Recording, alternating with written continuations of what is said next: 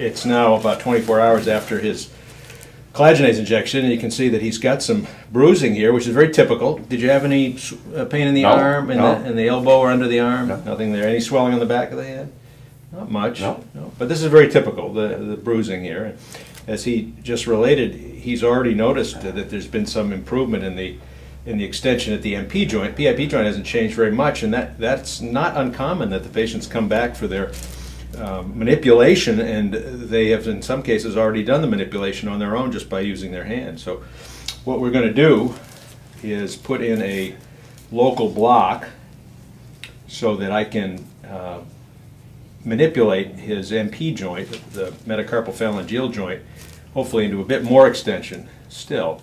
Sometimes when we do the manipulation, there is a little bit of a skin tear sometimes where the skin has become somewhat shortened because of the contracture. When you extend it, sometimes there's a bit of a split in the skin, so we're always prepared for that. A little pin stick. And when we manipulate this, sometimes you need to use a fair amount of force, so it's nice to have a metacarpal block in place so that it's not uncomfortable. According to the collagenase protocol, we're not allowed to give any local anesthetic while we're giving the material itself. Yeah. And I think the reason for that is that we want the patient's feedback in case we get too close to a nerve or a tendon, that the patient will give you a little bit of feedback so that you don't inadvertently inject into a otherwise sensitive structure.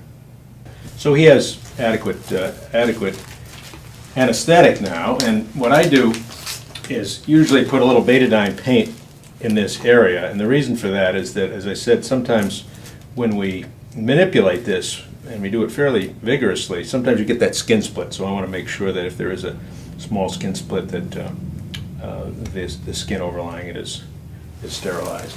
So I'll just put on a pair of gloves for the same reason. Yeah, that's really numb now. Good.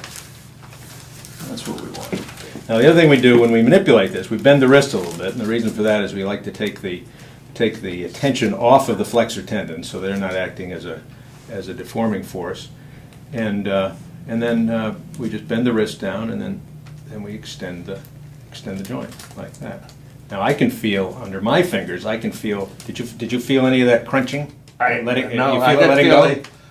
I didn't feel any crunching. No. No, I can actually feel the tissue letting go. Yeah. Well, that's what I mean about it's not a subtle process. We give it a really good forceful manipulation, and I think that's about as far as we're going to go. But now straighten your hand all the way out. Okay. Now that's pretty amazing, isn't it? Yes, it is. Look at it from that angle compared to where he was yesterday. We'll be able to look at yesterday's. Isn't that amazing? It definitely is. And then just rotate your hand like this. And so here's the tiniest little skin split right there, and we'll put a little dressing over that until he gets over to the hand therapist. But put your hand flat now. Right down flat. Now you couldn't do that, could you? No. Put it right down like that. I was amazed before you even bent it back there. Yeah. That what I could do with it. And now it's quite even better still. Yes. Even better still. Yes. I think yesterday when we measured him yesterday before we did the manipulation, I think he was about 55 or 60 degrees, and now he has about a 5-degree residual flexion here, and at the PIP joint about 10 degrees.